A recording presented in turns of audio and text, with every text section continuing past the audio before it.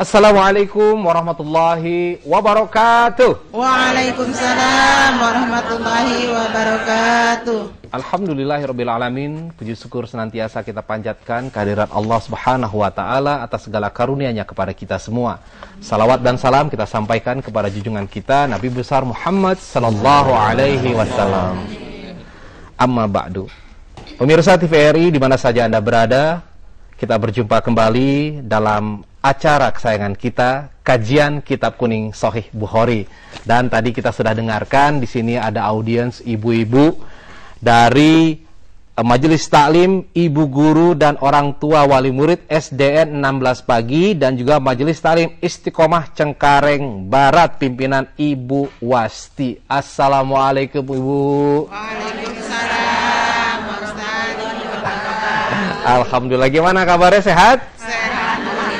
Iya, subhanallah. Nah, seperti biasa ya Bu ya, dan juga pemirsa ada di rumah, kita bersama-sama akan belajar, mengkaji, dan kita akan melanjutkan kajian kita.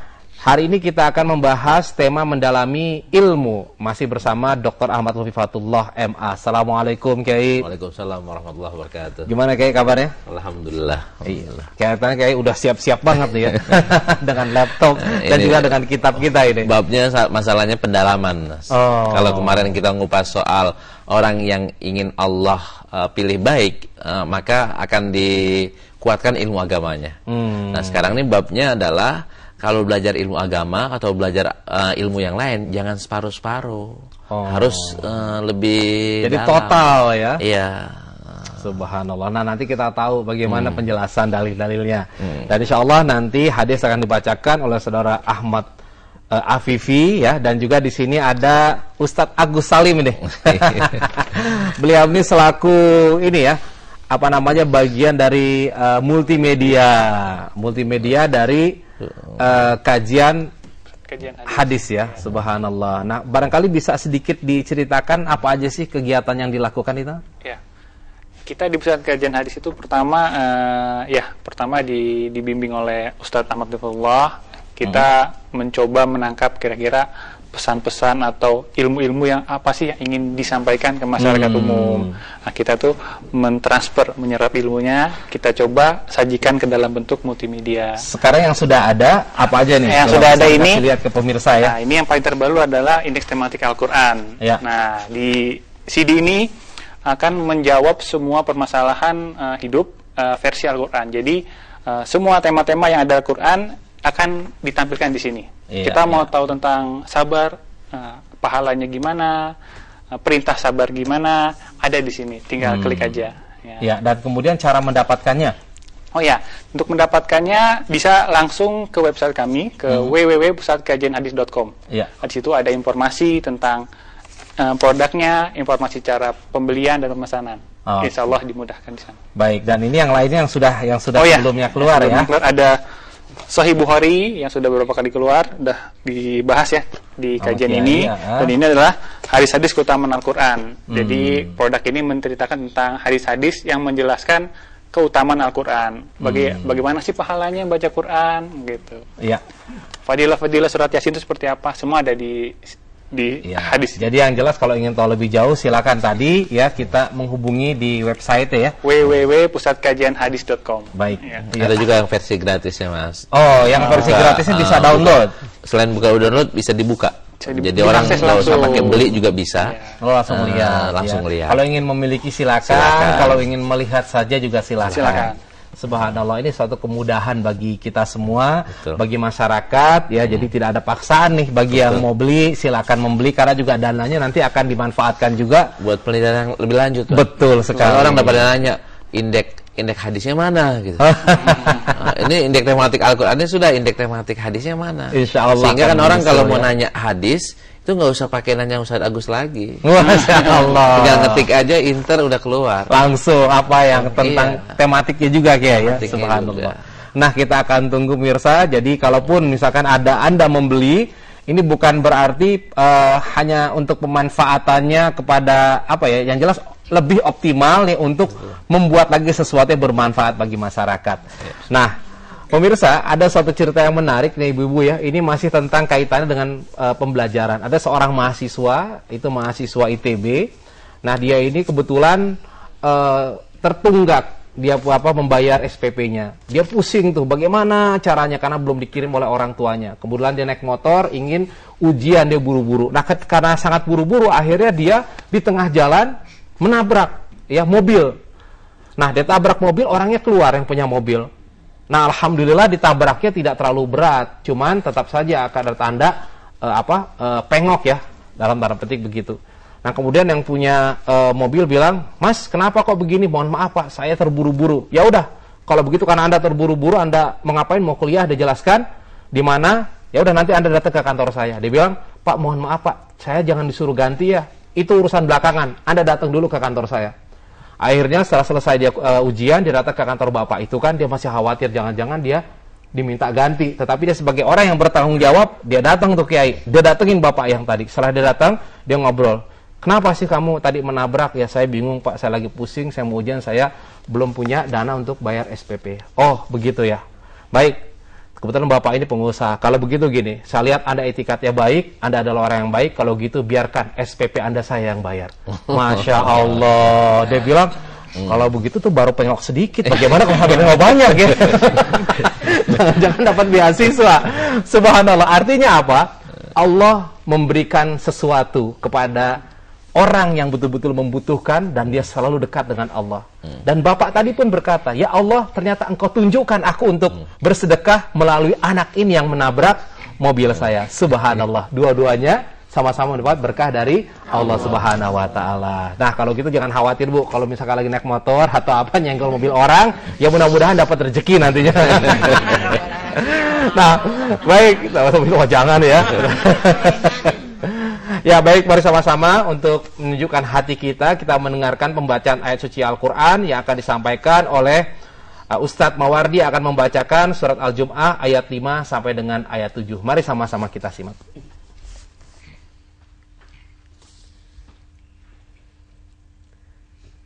A'udzu billahi minasy syaithanir rajim.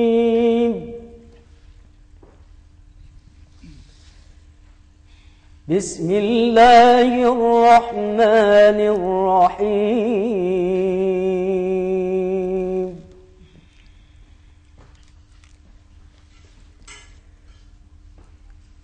Mathalul ladzina hummilut tawrata thumma lam yahmiluha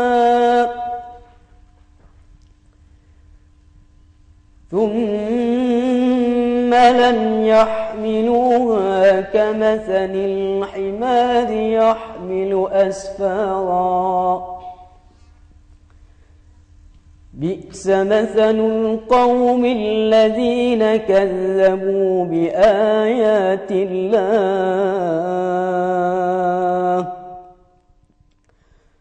والله لا يهدي القوم الظالمين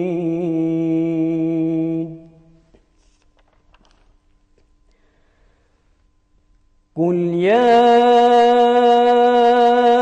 أيها الذين هادوا إن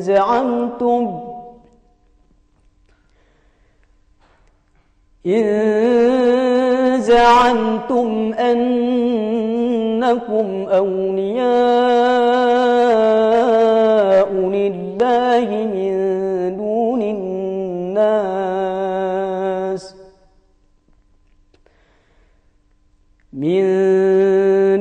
الناس فتمنوا الموت إن كنتم صادقين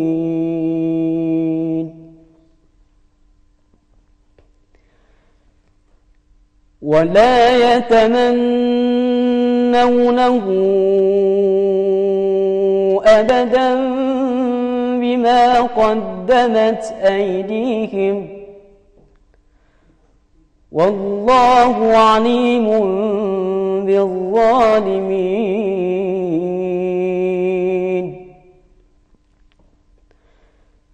قل إن الموت الذي تفرون منه فإنه ملاقيكم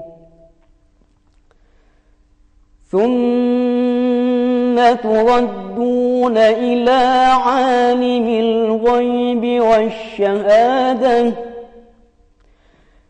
فينبئكم بما كنتم تعملون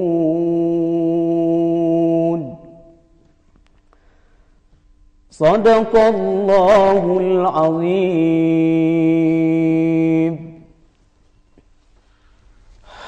Maha benar Allah dengan segala firman-Nya. Alhamdulillah. Gimana Ibu? Hatinya tambah tenang ya? Subhanallah, saking tenangnya ada yang sampai nunduk, merem-merem. Mudah-mudahan bukan karena ngantuk gitu ya.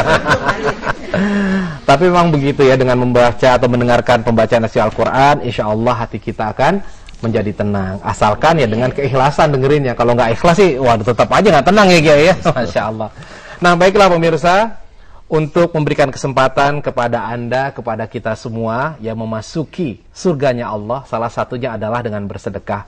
Oleh karena itu kami ingin mengajak Anda untuk bersama-sama menyampaikan dana sebesar 50.000 per bulan ke rekening BCA di 603075131 atau ke rekening BRI di 05230100003434. Sekali lagi dalam program Ayo Sedekah yang insya Allah akan dimanfaatkan untuk membantu saudara-saudara kita dalam rangka yang mempersiapkan generasi muda sebagai penghafal Al-Quran dan juga yang akan belajar ilmu-ilmu hadis.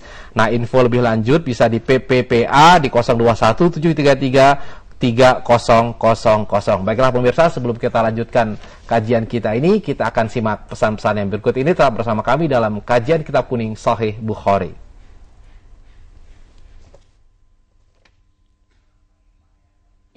Zainal Anbiya, Assalamu alayka atqal adqiya. Assalamu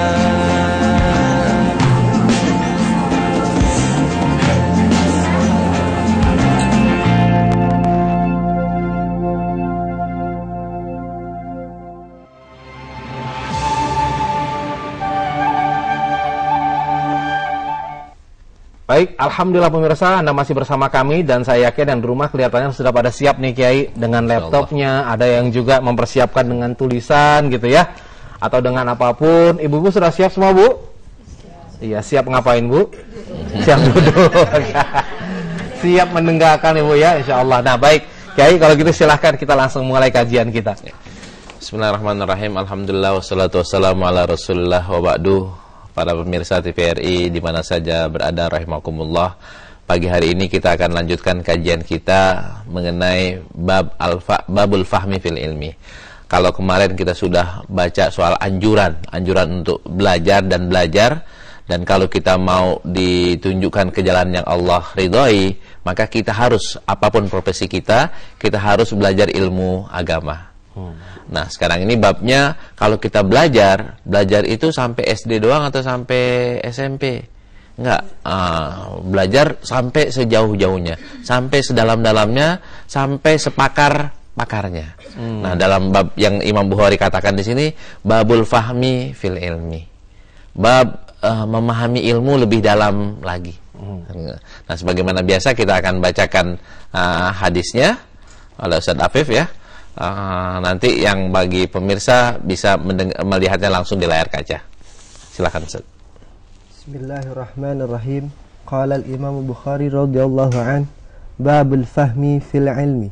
Qala haddatsana Ali, qala haddatsana Sufyan, qala li ibnu Abi Najih an Mujahid, qala sahibtu ibnu Umar ila al-Madinah. Falam asma'hu yuhaddisu an Rasulillah sallallahu alaihi wasallam illa hadithan wahidan. Qala kunna 'inda an-nabiy sallallahu alaihi wasallam fa utiya bi jummar. Faqala inna min asy-syajari syajarah mathaluha kamathalil muslim. Fa aradtu an aqula hiya an-nakhlah. Fa idza ana asgharul qaumi fasakattu. Qala an-nabiy sallallahu alaihi wasallam hiya an-nakhlah. Baik, ini hadisnya sebagaimana biasa kita akan lihat ya, akan kita lihat terjemahannya dulu. Ya. Silakan lihat di layar kaca, bab pemahaman dalam ilmu pengetahuan. Ini terjemahannya ya. Mujahid berkata, aku pernah menemani Ibn Umar pergi ke Madinah. Namun aku tidak mendengar dia berbicara tentang Rasulullah SAW kecuali satu kejadian di mana dia berkata, kami pernah bersama Nabi SAW, beliau dipertemukan dengan jamaah, kemudian beliau bersabda, sungguhnya di antara pohon ada satu pohon yang merupakan perumpamaan bagi seorang muslim. Aku ingin mengatakan bahwa itu pohon kurma, namun aku adalah anak yang paling muda atau orang yang paling muda, maka aku memilih diam. Kemudian Nabi SAW bersabda, itu adalah pohon kurma. Nah, ini terjemahannya. Nah, hadisnya sebagaimana kita biasa, kita akan melihat Ibn Umar, Bu. Ya. Ibn Umar ini kan sahabat Rasulullah SAW yang begitu taat kepada Rasulullah dan boleh dikatakan sebagai orang yang copy paste. Maksudnya apa? Apa yang dilakukan oleh Rasulullah itu Ibn Umar akan meniru. Baik itu masuk akal ataupun tidak masuk akal. Nah, Imam Syafi'i saking senengnya sama Ibn Abdullah bin Umar, itu akan melihat kalau ada riwayat dari Ibn Umar, beliau akan mengedepankan. Iya. Karena sumbernya langsung dari Rasulullah. Nah, ini Ibn Umar ketika masih kecil, itu sudah senang ikut majelis taklimnya Rasulullah. Nah, suatu ketika Rasulullah lagi bersama jamaah nih. Tahu-tahu beliau ngambil jumar itu ini. Nah, kalau kita, maaf nih, kita bisa lihat langsung fotonya aja. Kalau kita yang bagian atas ya, silakan ke layar kaca. Ini bagian atasnya kalau di kita pohon kelapa itu rebung, wah. Oh iya, rebung. Nah, Rasulullah lagi ngambil bagian atasnya nih, bagian atas nahalah ini. Nah, pas lagi megang-megang itunya, Rasulullah nanya kepada para sahabat ini, adakah di antara kalian yang tahu perumpamaan apa? Itu merupakan perumpamaan orang Muslim. Pohon apa yang merupakan perumpamaan orang Muslim? Di hadis yang lainnya, sahabat ada yang mengatakan ada satu pohon yang di wadi atau yang di Gurun Sahara. Kenapa di situ orang banyak yang berteduh? Ada yang mengatakan pohon ini, ada yang mengatakan pohon itu. Nah, Abdullah bin Umar, bukan tuh, salah itu. Yang jawabannya salah. Jawaban yang benar adalah pohon kurma. Namun karena beliau itu paling kecil, beliau nggak berani ngomong, nggak berani jawab. Nah, akhirnya Rasul bilang pohon itu adalah pohon kurma. Nah, pas pulangnya, Ibnu Umar bercerita kepada bapaknya, Umar bin Khattab, wahai bapakku, pertanyaan Rasulullah tadi, aku tahu jawabannya. Aku tahu jawabannya adalah pohon kurma, tapi aku malu untuk mengatakannya. Apa jawab Umar? Kalau kamu jawab, itu lebih membanggakan saya ketimbang kamu ceritainnya belakangan. Itu Abdullah bin Umar. Dan riwayat beliau, Ustaz, kita kemarin udah nyingkapin ya, berapa sahabat-sahabat Nabi itu yang meriwayatkan hadis. Nah, Abdullah bin Umar ini riwayatnya sampai 2.630 hadis. Dan ada 4 orang sahabat Nabi yang bernama Abdullah, sama-sama Abdullah semua, dan riwayatnya banyak-banyak, yaitu Abdullah bin Umar, ini 2.630. Terus Abdullah bin Abbas 1.660 hadis. Terus Abdullah bin Mas'ud 848. Dan terakhir Abdullah bin Amr bin As 700 hadis. Nah, yang bingung kan para tabi'in nih. Kalau dari Abdullah, qala Abdullah berkata, saya mendengar Rasulullah SAW bersabda. Ini Abdullah yang mana, Ustaz? Abdullah yang mana? Nah, yang para perawi hadis tuh bilang, cara mengetahui Abdullah yang mana, lihat urutan keduanya. Kalau Nafi berarti Abdullah bin Umar. Kalau Ikrimah berarti Abdullah bin Abbas. Kalau Mujahid berarti Abdullah bin Abbas. Kalau tadi Ikrimah berarti Abdullah bin Abbas. Kalau Mujahid berarti Abdullah bin Mas'ud. Nah, dilihat dari bawahnya. Urutan maksudnya ininya ya? Keduanya. Yang keduanya ya? Kan sahabat pertama tuh. Ya. Yang keduanya siapa? Nah, itu yang menentukan nanti Abdullahnya itu Abdullah mana? Siapa? Itu nggak ada yang ketukar memang ya?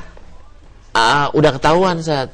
Iya. Nah, Susilo umpamanya, Susilo Bambang. Itu kan banyak banget nama yang Susilo Bambang. Tapi kalau juru bicara yang ngomong, maka ketahuan lah maksudnya adalah Bapak Presiden kita. Tapi kalau ada orang lain bilang saya mendengar Bapak Susilo berbicara, itu belum tentu Bapak Presiden. Karena banyak orang yang namanya Susilo. Nah, ini begitu juga. Jadi runtutannya sangat luar biasa, Kiai, ya. Artinya sangat, sudah ada jalur-jalurnya gitu. Subhanallah. Nah, di sini kita ingin ininya apa? Pesan hadis ini. Pesan hadis ini kan kita kalau belajar disuruh dalami. Tadi kan jawabannya kalau orang Islam ya, orang Islam hanya seperti pohon yang hanya mengademkan, itu kan manfaatnya kurang. Kalau cuma buat ngadem doang, manfaatnya apaan? Pohon pinang kan cuma buat coko doang. Nah, kalau pohon mangga juga buahnya doang.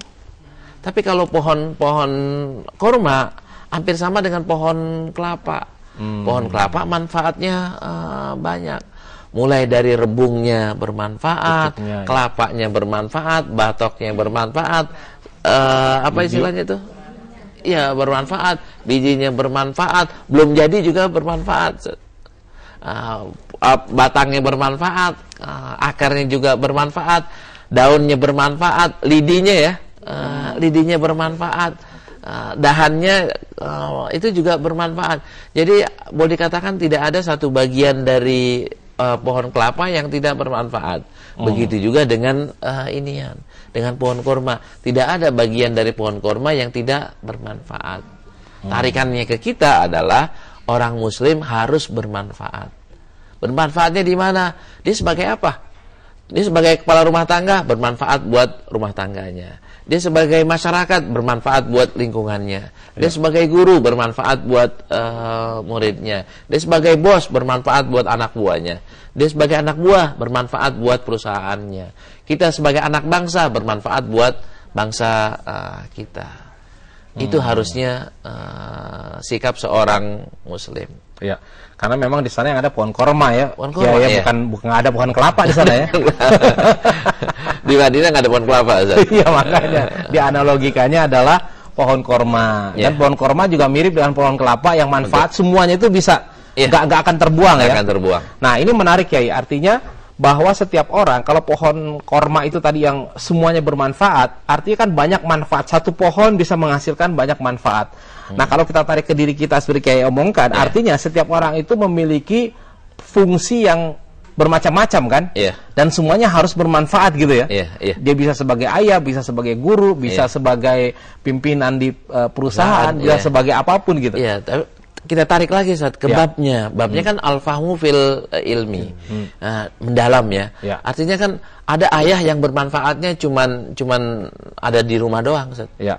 Manfaatnya cuman ngambilin kayu di rumah. Kan ada ayah yang manfaatnya buat istri yang bermanfaat, bisa ngajarin istrinya, bisa ngajarin anaknya, bisa memberikan lebih, bisa menyekolahkan anak juga di tempat yang baik sampai setinggi mungkin, bisa memberikan nafkah yang cukup. Ini kan ayah yang baik. Ada juga ayah yang ngandelin bininya. Nongkrong doang. Ini kan nggak bermanfaat. Iya. Ada yang kesini kayak. Begitu juga jadi istri juga harus istri yang bermanfaat. Apa? Bermanfaat buat anak-anaknya, bisa mendidik anak-anaknya dengan baik. Bermanfaat buat suaminya, mendorong suaminya untuk bekerja lebih giat lagi. Kalau nggak bermanfaat, ngerong-ngerong mulu, Bu. Kalau ngerong-ngerong namanya nggak bermanfaat. Ini kan orang semakin pakar, dia akan semakin banyak manfaatnya. Semakin alim, semakin berilmu, dia akan bermanfaat buat ini. Kalau ibu-ibu punya keahlian umpamanya, sebagai seorang ibu rumah tangga punya keahlian masak, bisa jadi duit gak, Bu? Bisa. Bermanfaat. Kalau umpamanya pandai menulis cerita, menulis kisah, dari rumahnya bisa ngirim artikel ke koran atau ke majalah, bermanfaat. Bisa mendirikan majelis taklim, bermanfaat. Tapi kalau umpamanya nggak ada ilmunya, manfaatnya dari mana, Bu? Nggak ada. Nanti cara mendidik anaknya salah. Ke tetangga berantem mulu. Itu kalau kurang ilmunya. Tapi kalau ilmunya banyak, dan harus kita ketahui bahwa Allah Subhanahu Wa Taala itu membuka seluas-luasnya, bukan ilmu agama doang. Ilmu yang lainnya juga silakan. Tadi Mas Agus jago komputer, jago desain, ternyata ilmunya bermanfaat buat kita. Kita bisa baca indeks tematik Al-Quran dengan mudah karena beliau bantu.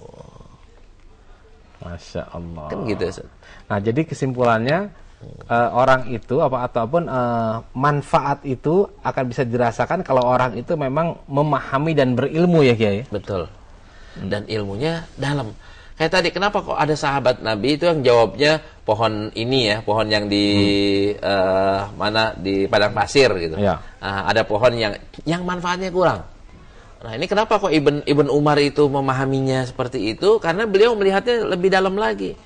Ini apa, ada orang muslim gimana ya? Orang muslim kan sabda Rasulullah yang di hadis yang lainnya, yang paling baik adalah yang paling bermanfaat buat orang lain. Pohon apa yang paling bermanfaat? Di Madinah kan agak sulit cari pohon ya, jenisnya agak sedikit. Pohon yang ini enggak, pohon yang ini enggak, pohon yang ini enggak. Maka yang paling bermanfaat adalah pohon korma. Ini dengan analisa yang dalam. Karena itu Imam Bukhari ngambil judul ini adalah supaya kita kalau lihatlah yang lebih dalam lagi. Jangan hanya melihat luarnya. Atau jangan hanya melihat sepotong doang. Sepotong doang nanti jawabannya nggak cakep, manfaatnya kurang. Dan yang bisa membaca ataupun menjawab tadi adalah seorang yang masih kecil ya. Betul.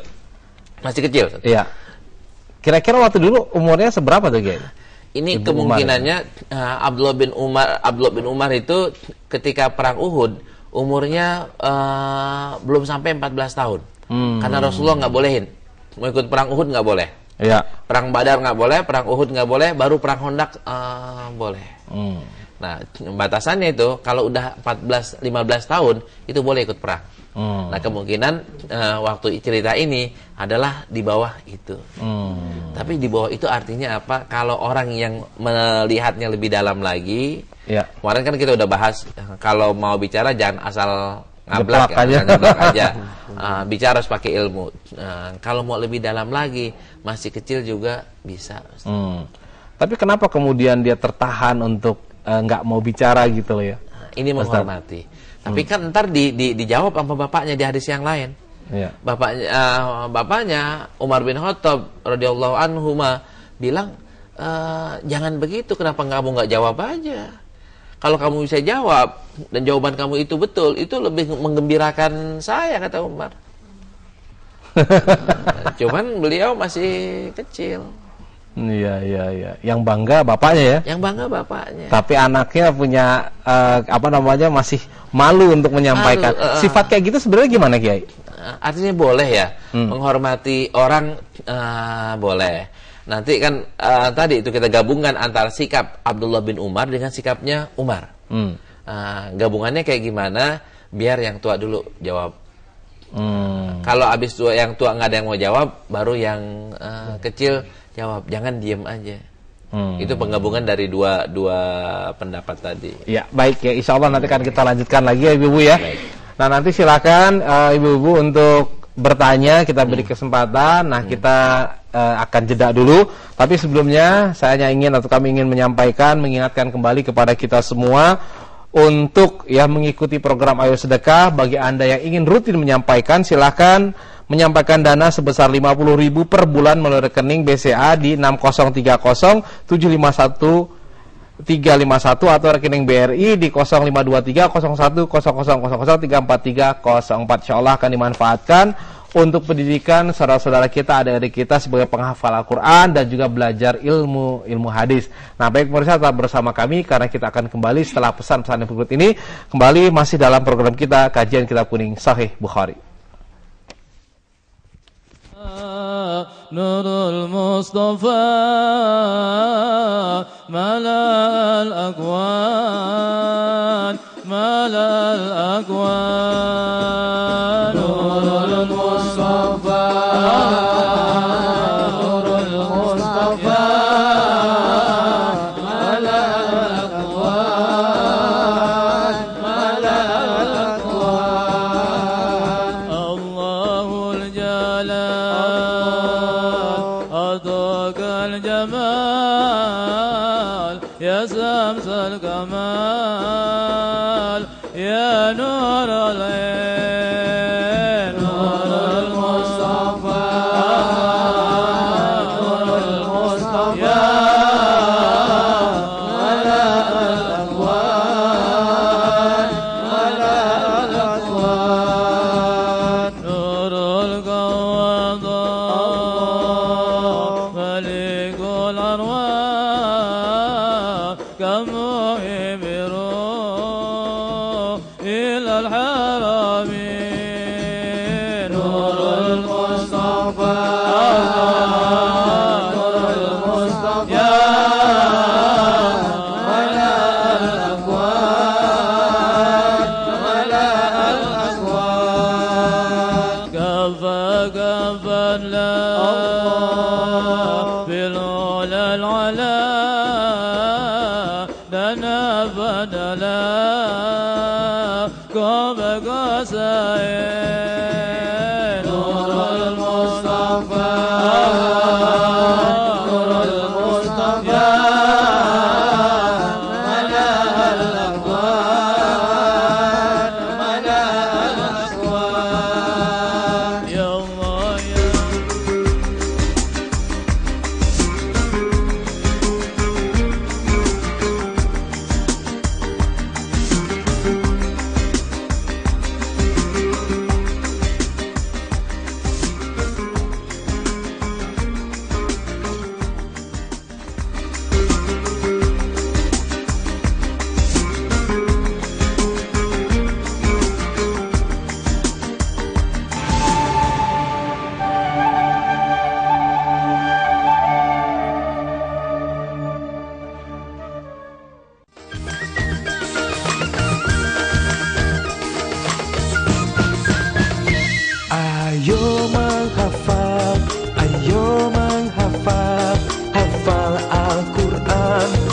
baca Al-Quran, hafal Al-Quran, hafal Al-Quran, baca Al-Quran.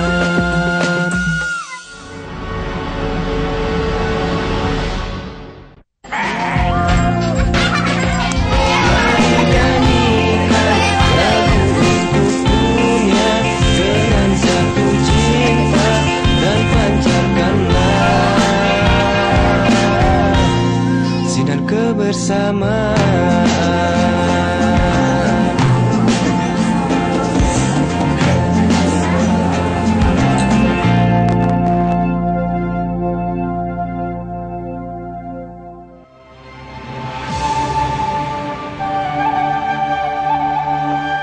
Iya, alhamdulillah pemirsa, terima kasih Anda masih bersama kami dalam kajian Kitab Kuning Sahih Bukhari. Nah, baik, kita akan lanjutkan lagi kajian kita. Kita akan berikan kesempatan dulu kali ya kepada jamaah ibu-ibu yang ada di sini studio. Silakan siapa yang ingin bertanya terlebih dahulu. Ya, silakan Ibu. Assalamualaikum warahmatullahi wabarakatuh, Pak Ustadz. Waalaikumsalam warahmatullahi wabarakatuh. Nama saya Hanum. Ini Pak Ustadz, saya ada masalah dengan anak saya. Anak saya perempuan, kelas 2 SMP. Sekarang ini kenapa jadi nggak mau sekolah, sedangkan dengan cara segala macam udah saya lakukan gitu. Jadi saya minta saran dari Pak Ustadz bagaimana cara mengatasinya gitu. Alasannya tahu Ibu dia kenapa nggak mau? Alasannya cuma karena pergaulan aja sih yang saya tahu gitu, Pak Ustadz. Oh, Tapi teman-teman untuk yang hal-hal lain nggak? lainnya, Teman-temannya saya kurang tahu juga. bergaul sama teman yang nggak sekolah maksudnya? Iya, betul. Baik, baik. Ya, terima kasih Ibu. Ya, mudah-mudahan nanti kegalauannya bisa ada jalan keluar yang terbaik ya, Kiai. Ya, silakan Kiai. Kan di awal bab ini, di awal kajian kita itu sudah ada beberapa ayat dan beberapa hadis yang menunjukkan keutamaan ilmu. Orang yang punya ilmu itu akan menjadi orang yang lebih bertakwa. Orang yang punya ilmu itu akan lebih takut kepada Allah Subhanahu wa taala. Orang yang punya ilmu itu akan ditinggikan oleh Allah Subhanahu wa taala.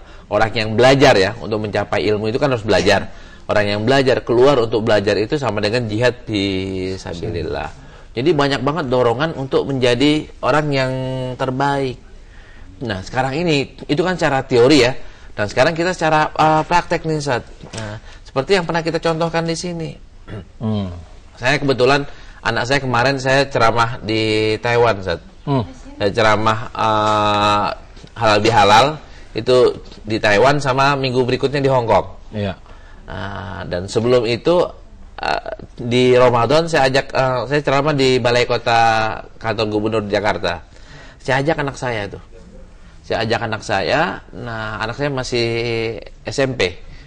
Beliau ikut, beliau bisa ngelihat, anak saya bisa ngelihat bagaimana bapaknya pertama ya maaf ya dihormatin, terus juga maaf nanti diamplopin, dia bisa terbang ke sana, bisa terbang ke sini, jadi terbang ke Taiwan, terbang ke Hong Kong, enak gak? Saya katakan kepada anak saya ini bapak bisa seperti ini kalau nggak punya ilmu bisa gak?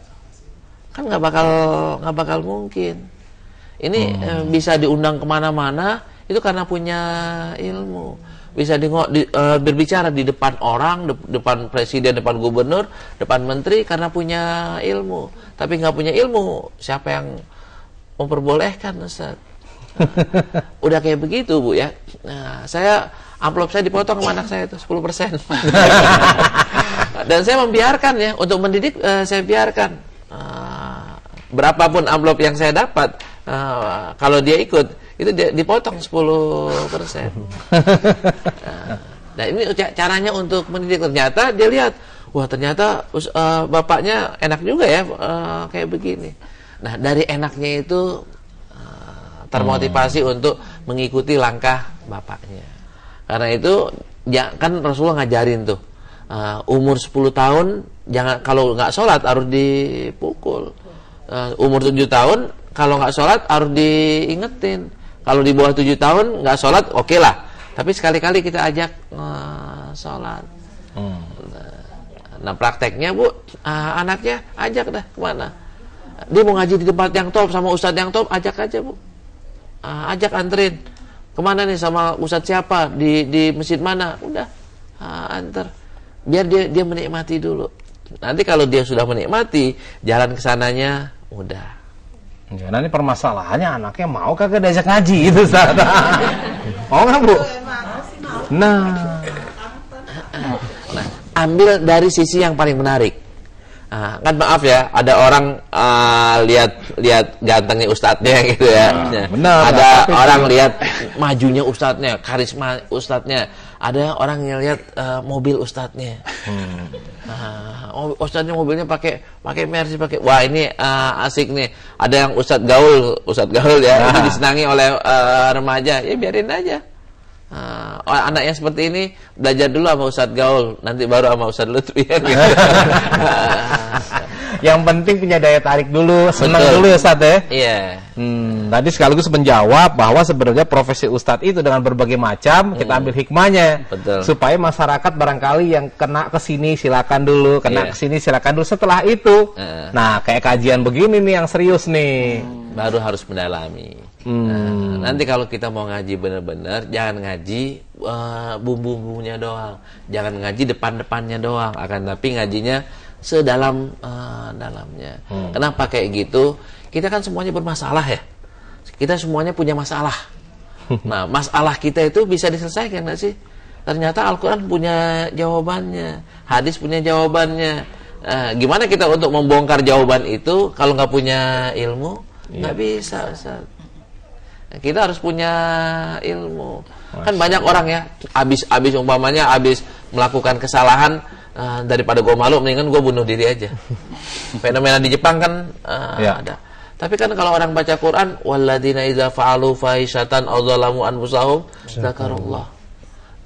Sekalipun dia berbuat dosa, Allah masih buka pintu maaf. Tinggal datang aja kepada Allah. Di hadis yang lainnya Allah membuka tangannya lebar-lebar di malam hari untuk menerima taubat orang yang salah di pagi hari. Nah, Allah juga membuka tangannya lebar-lebar menerima taubat orang yang salahnya di malam hari. Nah, ini kan kalau dengan ilmu pengetahuan kayak gini kita nggak putus asa, Bu. Orang Muslim nggak ada yang putus asa. Orang Muslim yang ilmunya dalam, dia akan bingung, saya masuk surga atau enggak ya? Kenapa kok kayak gitu? Amal saya udah banyak atau belum? Kan pertanyaannya ke situ. Bayangkan, Bu, para sahabat Nabi khawatir tidak masuk surga, khawatir mereka akan masuk neraka. Itu kelompoknya kelompok sahabat Nabi loh. Sahabat Nabi khawatir, kita malah nggak tenang aja.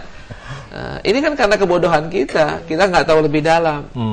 Bahkan Rasulullah SAW menyatakan seperti ini, kalau kalian tahu yang aku ketahui, niscaya kalian akan menangis lebih banyak daripada ketawa. Nah, gara-gara kita banyak nggak tahunya, kita lebih banyak ketawanya daripada menangisnya. Masya Allah. Ini isyarat yang sangat dalam sebenarnya. Nah, tadi itu doanya itu di Quran surat berapa, Ustaz, yang anak tadi itu? Di Quran surat berapanya kita bisa cari, Ustaz. Nah, ini sekaligus dipraktekin ya. Bagus ya. Ya, ini kita bisa lihat di sini. Ya. Ambil kajian tematiknya. Ya, tulis di sini tulis di sini doa. Ya, nanti Bu, lagi dicari Bu, ya kan? Ya. Oh, udah biasa, Masya Allah, Subhanallah. Udah biasa. Doa, hebat ya.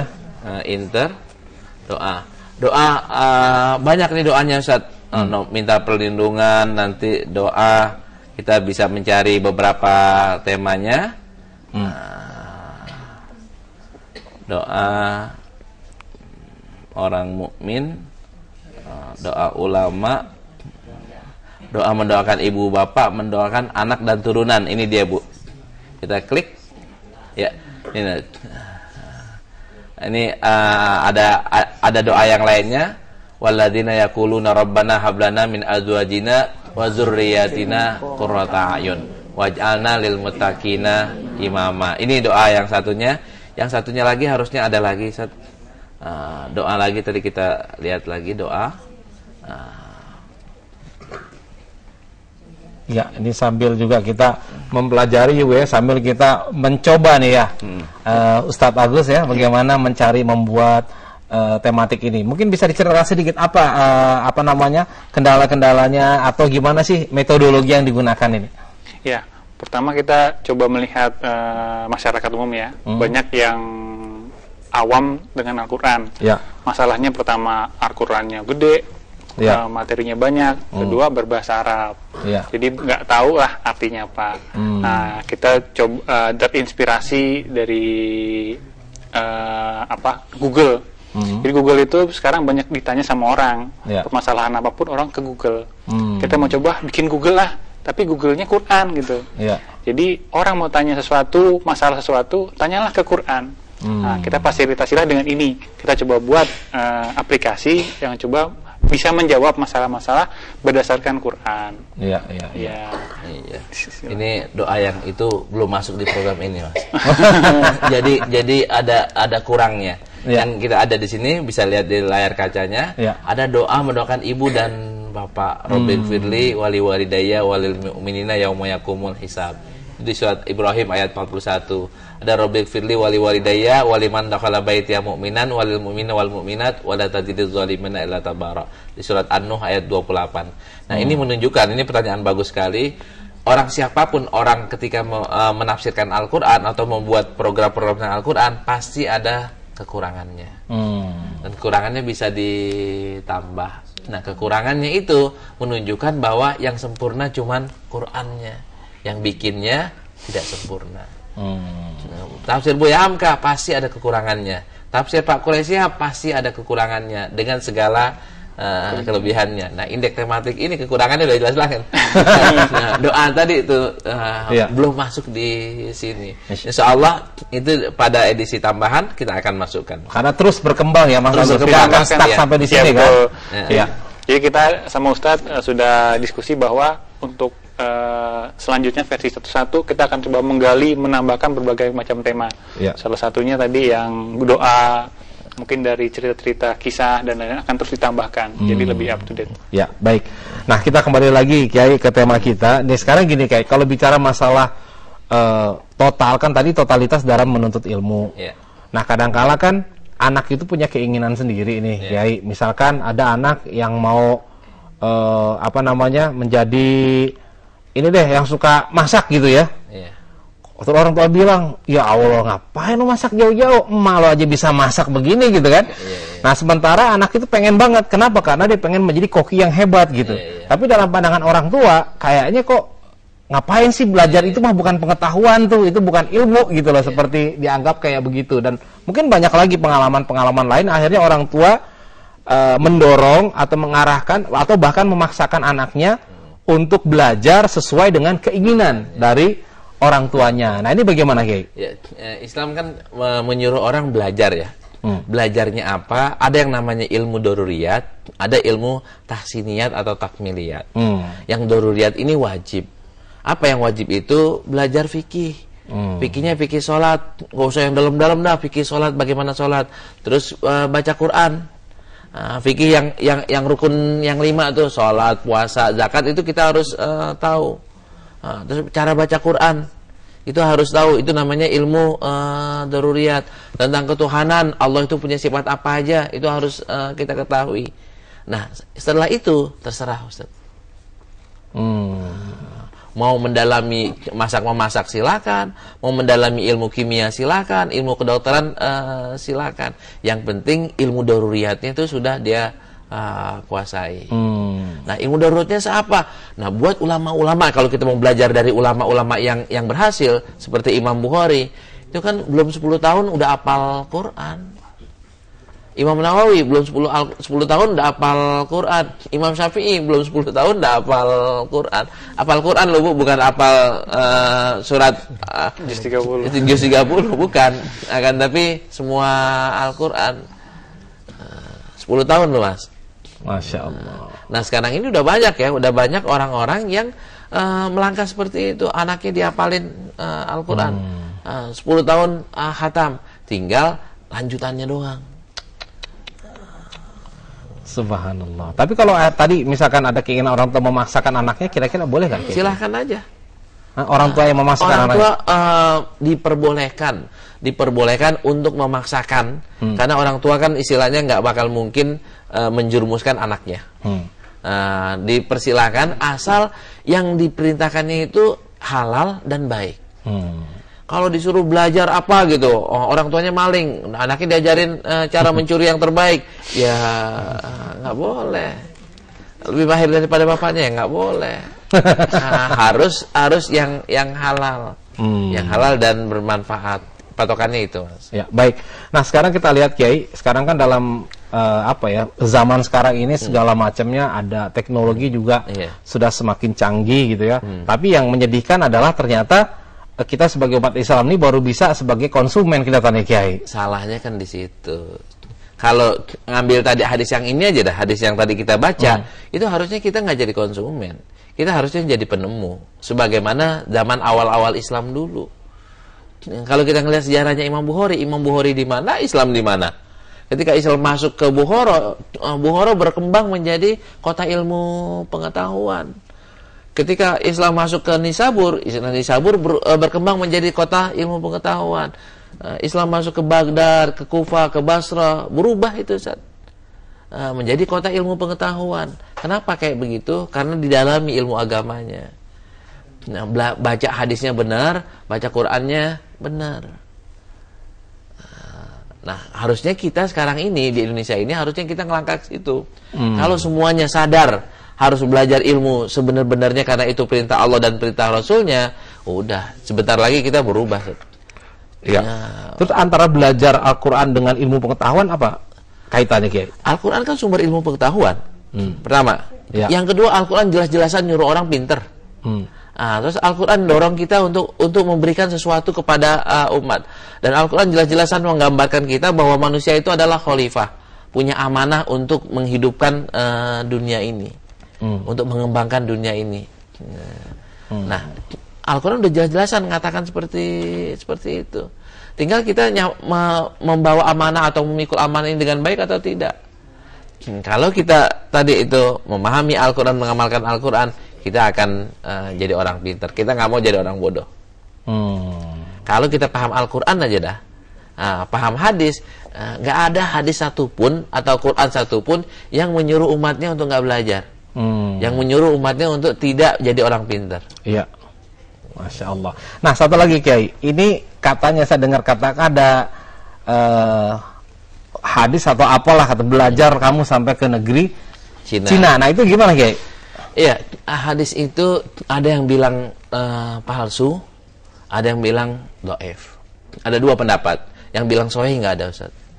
Yang bilang sahih nggak ada, yang bilang hasan nggak ada, yang bilang dhaif ada, yang bilang palsu juga banyak. Tapi paling sering dipakai itu. Paling sering dipakai. Iya. Utlubul ilma walau bisin. Tapi penelitian saya pribadi menilai bahwa hadis ini tidak sampai palsu. Tapi tidak juga hasan, tidak juga sahih. Di hadisnya dhaif. Nah, Imam Sakhawi mengatakan hadis ini dhaif. Nah, kalau seandainya kenyataan sekarang bicara mengenai ilmu, Kiai, ternyata misalkan nih banyak para ustadz yang menggunakan dalil-dalil dari hadis yang seperti itu. Kira-kira gimana tuh, Kiai? Kalau hadisnya masih dhaif aja dan itu tidak berdampak hukum, maka masih diperbolehkan. Tapi kalau hadisnya sudah palsu, maka itu tidak diperbolehkan. Misalkan contoh ada nggak, Kiai? Contoh hadis yang palsu, nanti kita akan carikan hadis yang sahihnya. Utlubul ilma minal mahdi ilal lahdi. Tuntutlah ilmu dari sampai ke liang kubur. Iya, sampai ke liang lahat. Nah, itu bukan hadis. Oh. Itu peribahasa. Tapi kedengarannya selama ini apa, Ibu? Hadis, Kiai. Bahkan yang salah siapa sebenarnya? Untuk mendukungnya mengatakan manjada wajada. Iya. Itu katanya juga hadis, padahal bukan hadis. Manjada wajada itu kata mutiara. Artinya adalah barang siapa yang bersungguh-sungguh dia akan memperolehnya, akan mendapatinya. Nah, jadi kalau di masyarakat lebih banyak yang berkembang hadis-hadis dalil yang seperti itu gimana? Salahnya hadis palsu kok dipakai gitu. Salahnya ilmu pengetahuannya kurang. Harusnya orang yang mau pakai hadis, terutama para ustadz, itu ilmu hadisnya juga standar lah, Ustadz. Ngecek dulu ya. Jangan sampai minus. Iya, makanya itulah akhirnya dituntut kiai untuk segera menyelesaikan yang namanya indeks tematik hadis. Ya, Ustadz, kalau kita mau lihat inian, Ustadz, ya, mau lihat orang kenapa sih hadis palsu itu disebarluaskan ya. Kita bisa lihat ke layar kaca di sini. Kita cari palsu. Palsu. Nanti kenapa orang masih banyak menggunakan hadis palsu? Ciri-ciri hadis palsu atau penyebab ya. Ini ciri-ciri hadis palsu. Pahala yang besar untuk amalan yang kecil atau sederhana. Ini ciri-ciri hadis palsu. Ciri yang kedua, pahalanya terperinci secara berlebihan. Terus bertentangan dengan Al-Quran, bertentangan dengan sejarah yang sudah dipastikan. Selanjutnya bertentangan dengan akal atau logika umum. Dan terakhir, bahasa dan tata bahasanya jelek, tidak seperti bahasa Rasulullah SAW. Ini ciri-ciri hadis palsu.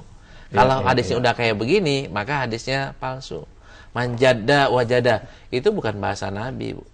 Iya, Masya Allah. Baik ya, waktu kita kelihatannya sudah habis, tapi luar biasa, Bu ya, kita banyak mendapatkan ilmu dan tahu.